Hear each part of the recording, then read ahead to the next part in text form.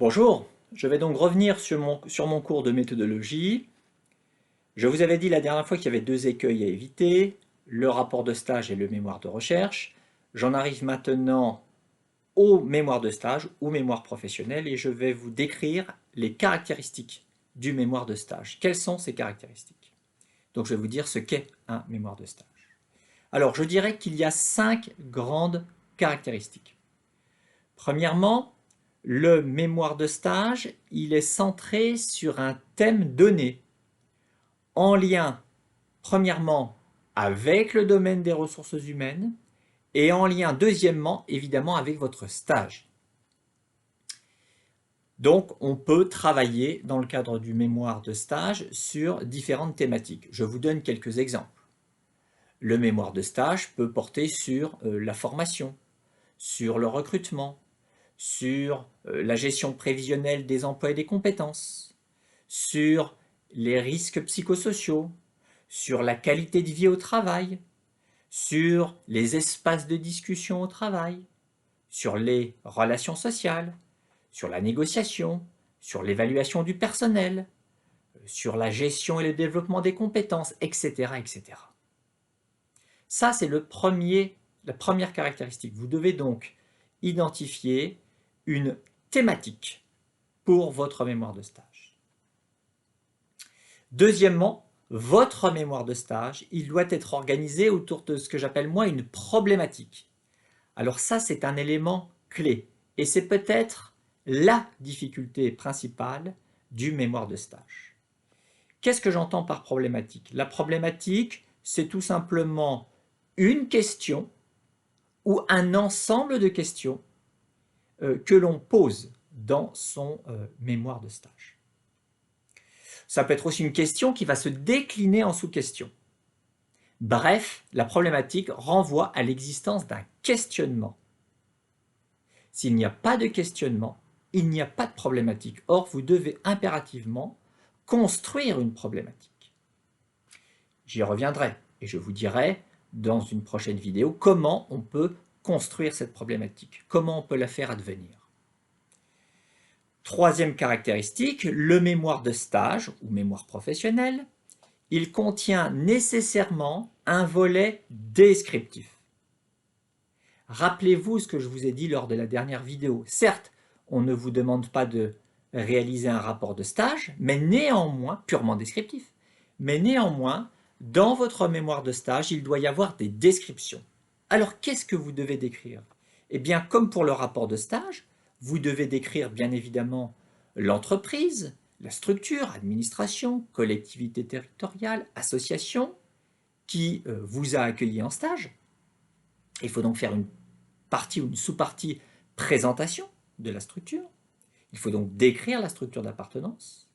Il faut décrire le contexte dans lequel s'est déroulé votre stage. Vous devez décrire les missions et les tâches qui vous ont été confiées. Vous devez décrire également les activités que vous avez réalisées concrètement sur le terrain. Vous devez décrire éventuellement les difficultés que vous avez rencontrées sur le terrain. Et puis, vous pouvez également décrire les solutions que vous avez apportées à des problèmes concrets que vous avez rencontrés sur le terrain. Tout cela relève de la description. Et dans un bon mémoire de stage, il y a également des descriptions vivantes de situations de travail.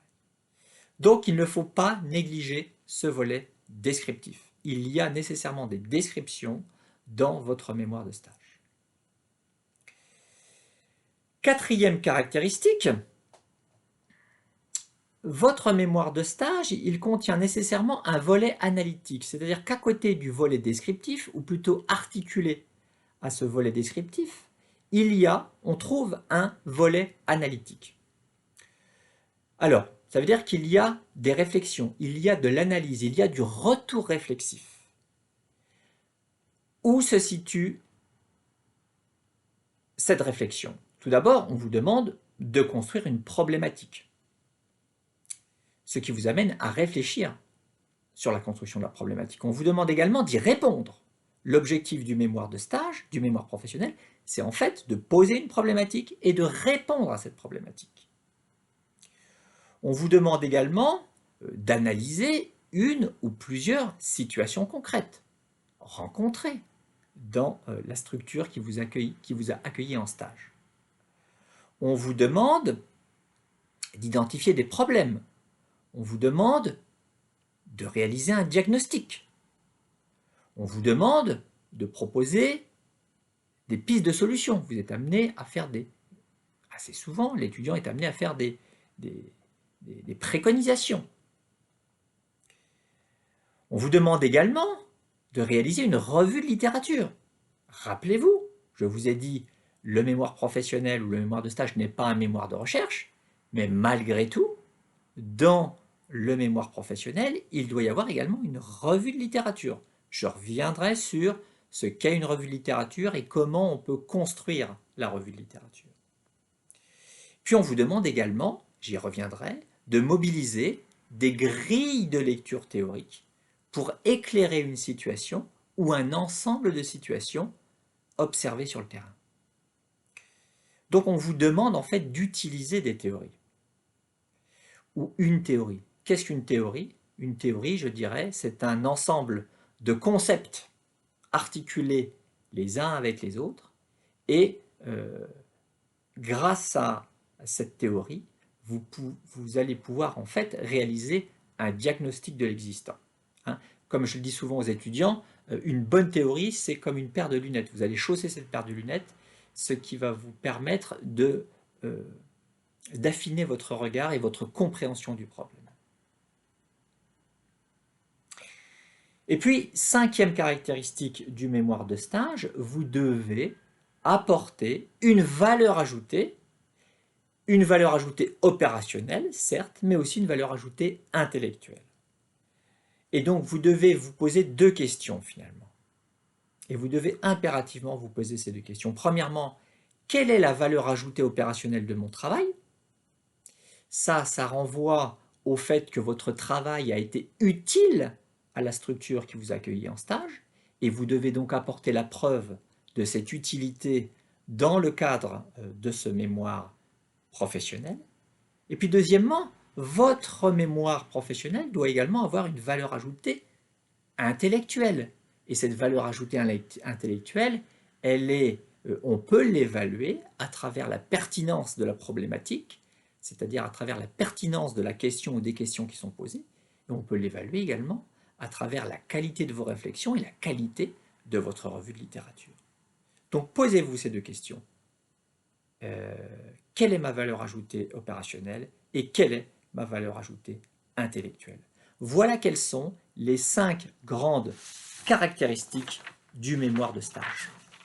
Alors, la prochaine fois, dans une prochaine vidéo, j'aborderai quelque chose qui est compliqué, qui est difficile, à savoir la problématique, et j'essaierai de répondre à la question, mais qu'est-ce qu'une problématique? Au revoir.